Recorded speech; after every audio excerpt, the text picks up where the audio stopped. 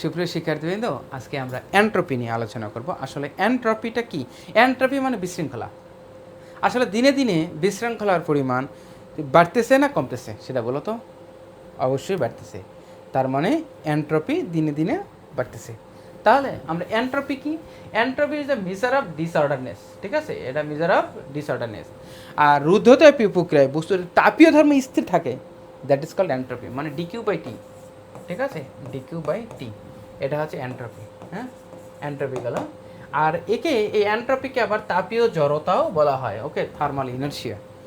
আসলে যে আমাদের প্রত্যাগামী এবং অপ্রত্যাগামী যে দুই ধরনের প্রক্রিয়া আছে, সেই অপ্রত্যাগামী প্রক্রিয়ায় আসলে এন্ট্রপি বৃদ্ধি পায়, আর প্রত্যাগামী প্রক্রিয়ায় হচ্ছে এন্ট্রপি স্থির থাকে, এটা পরে। আর স্বতঃস্ফূর্ত প্রক্রিয়া যেদিকে সংঘটিত হয় এন্ট্রপি সেদিকে ঘটে। মানে কোথাও মানে একটা গন্ডগোল লাগছে, মানুষ কই জায়গায় যায় যাই কী হচ্ছে রে বাবা দেখে আসি। সিমিলারলি এখানে স্বতঃস্ফূর্ত প্রক্রিয়া যেদিকে ঘটে এন্ট্রপির বৃদ্ধি সেদিকে ঘটে। আচ্ছা, এন্ট্রপি আসলে বলতে কি, এন্ট্রপির মান মিনিমাম 0 হতে পারে, but it can never be negative. কখনো নেগেটিভ হতে পারে না। আর এটার একক হচ্ছে এটা তো তাপ না, তাপের একক কথা হচ্ছে জুল, আর এটা কথা হচ্ছে টেম্পারেচার একক কেলভিন। ওই জন্য এটার একক হচ্ছে জুল পার কেলভিন। ঠিক আছে, এই হচ্ছে জুল পার কেলভিন।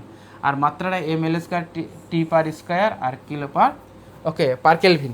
ঠিক আছে, এই হচ্ছে তোমাদের এন্ট্রপি সম্পর্কে এই ধরনের ইনফরমেশনেই তোমাদের হচ্ছে লাগবে। So thank you.